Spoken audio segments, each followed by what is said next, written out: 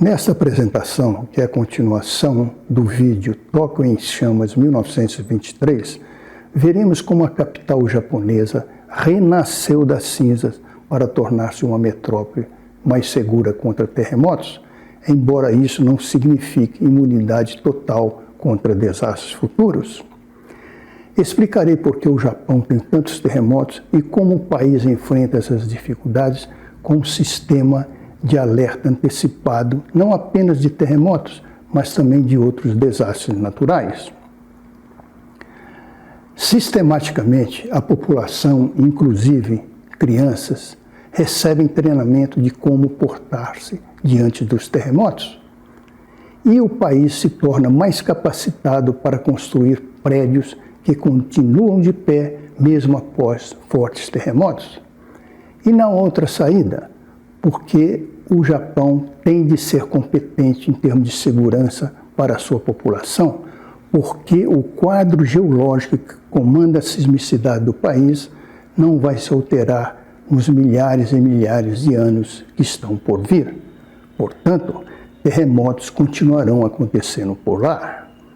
E há notícias sérias, porque estudos indicam que há 70% de probabilidade de um terremoto de magnitude 7,3 atingir Tóquio nos próximos 30 anos. Em resumo, não deixar um fenômeno natural transformar-se em desastre é o que os japoneses procuram fazer, sabendo tratar-se de um tema difícil e nem sempre seguido de bons resultados.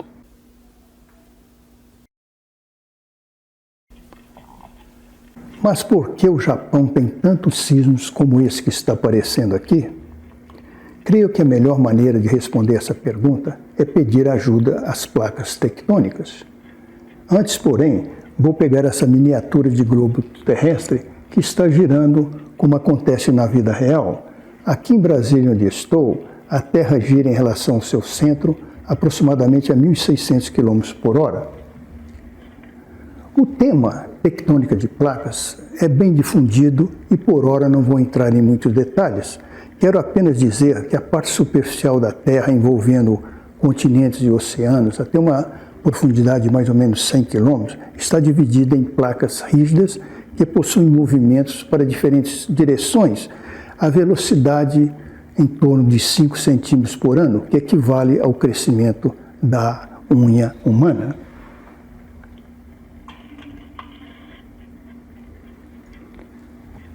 Sem dúvida, o entendimento das placas tectônicas representou o maior feito da geologia e da geofísica moderna, uma verdadeira revolução na área das geociências.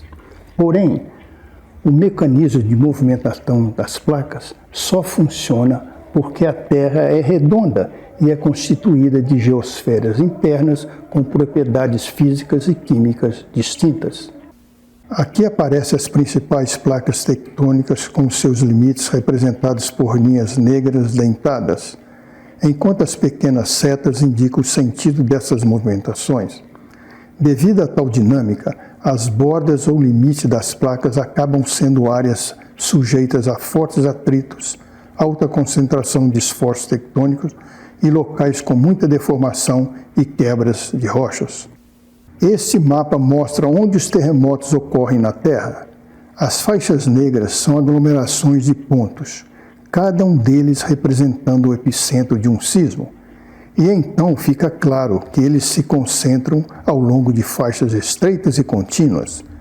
Torna-se evidente, portanto, que os terremotos não cobrem a Terra de maneira uniforme. Compare os dois mapas anteriores e veja a notável correlação entre limites de placas tectônicas com a presença de alta sismicidade. As faixas negras, estreitas e contínuas e cheias de terremotos são justamente os contatos entre as placas tectônicas. Portanto, borda de placas significa locais com alta sismicidade. São regiões com numerosos e grandes terremotos. Contrariamente, no interior das placas tectônicas a sismicidade é baixa. É bom enfatizar que essas regiões chamadas intraplaca não estão totalmente livres de terremotos fortes, mas eles são muito raros. Esse é o caso do Brasil. e um dia falarei sobre sismos fortes já acontecidos em nosso país. Aqui está a resposta da pergunta: por que o Japão tem tantos terremotos?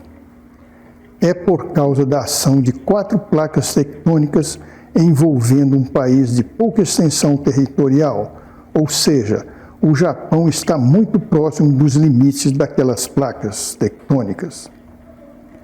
O resultado não poderia ser outro: sismicidade intensa e perigosa.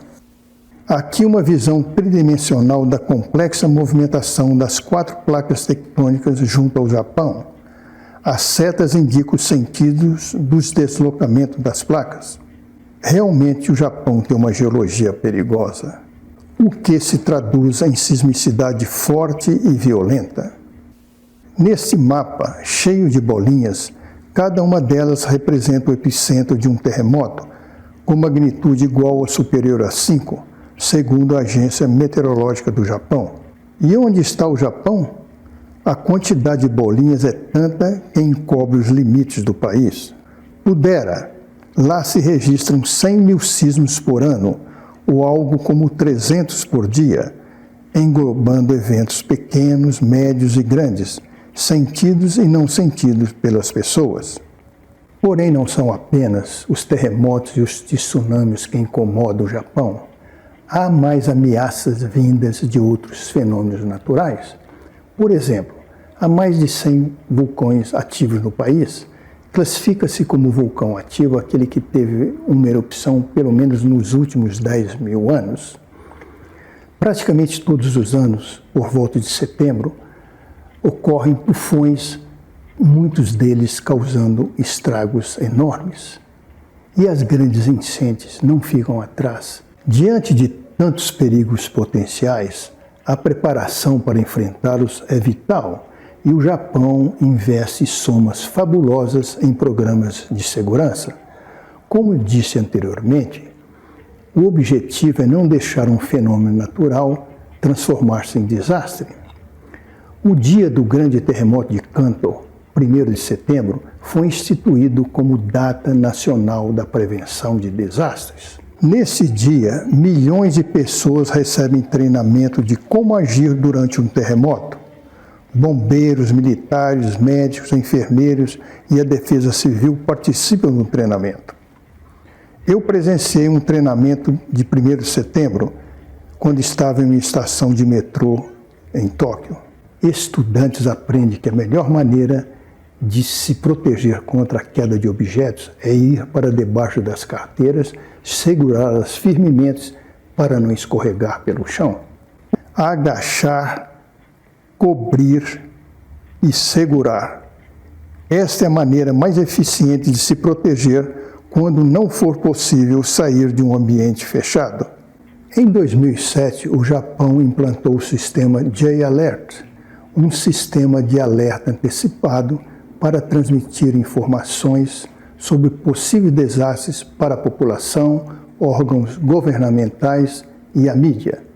Eis como funciona no caso de terremotos. Imagine uma região habitada do Japão.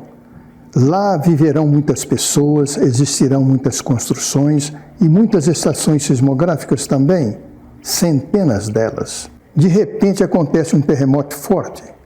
Na figura, a seta aponta o foco do terremoto, de onde saem ondas sísmicas para todas as direções. Ela sacode o chão, balança as construções e também são registradas pelos sismógrafos. Instantes após o terremoto, o primeiro sismógrafo que detectou o abalo transmite seus dados para a Agência Meteorológica do Japão, que imediatamente estima a magnitude, a intensidade e o foco do sismo e envia as informações para celulares pessoais e pontos críticos da cidade. Todos procuram se proteger, especialmente de coisas que caem do alto. Passados 10 segundos do início do sismo, haverá mais dados vindos dos sismógrafos e as informações se tornam mais precisas. Após 20 segundos do início do sismo, as informações transmitidas ao público serão melhores ainda. Mas o sistema tem limitações. O tempo para interpretar e divulgar os dados é mínimo e, dependendo de onde acontece o terremoto, o sistema pode não ser útil. Falsos alarmes e erros nas estimativas das magnitudes e intensidades sísmicas podem acontecer quando se usa apenas uma estação de registro. Além dos treinamentos com a população e da implantação do sistema de alerta antecipado, o Japão tornou-se líder mundial nas técnicas de construções resistentes aos terremotos. Vamos ver uma delas. Esse edifício, com fundação convencional, é atacado por um terremoto. Por isso, ele oscila fortemente, como mostram as setas vermelhas. Como reduzir a propagação das ondas sísmicas nessa estrutura? Uma possibilidade é empregar sistemas de isolamento sísmico feitos de borracha e metal. Isso reduzirá as oscilações do prédio, como mostram as setas vermelhas. Mais uma visão do sistema de isolamento sísmico, constituído de uma interface flexível que responde ao movimento horizontal do chão. Tóquio tem 9 milhões de habitantes e a sua área metropolitana congrega 37 milhões de pessoas. Prédios modernos foram construídos para suportar terremotos. Esses prédios dobram e flexionam, ao invés de quebrar ou desabar. Eles balançam como galhos de árvores, mas não devem cair. O objetivo é evitar o colapso, pois são os desabamentos os maiores causadores de mortes durante um terremoto. Veja agora uma situação real. Edifícios oscilando em Tóquio a quase 400 quilômetros do epicentro do superterremoto de magnitude 9.1 ocorrido no nordeste do Japão. Empenhados em entender os terremotos e minimizar os seus efeitos, os japoneses têm alcançado sucessos notáveis, mas nem tudo é perfeito. Em 11 de março de 2011, um superterremoto de magnitude 9.1, ocorrido na região de Tohoku, no nordeste do país e com epicentro no mar, gerou um tsunami cujas ondas ultrapassaram as barreiras de contenção e fizeram grandes estragos em terra firme, inclusive na usina nuclear de Fukushima, que foi danificada e liberou material radioativo para a atmosfera e para o oceano.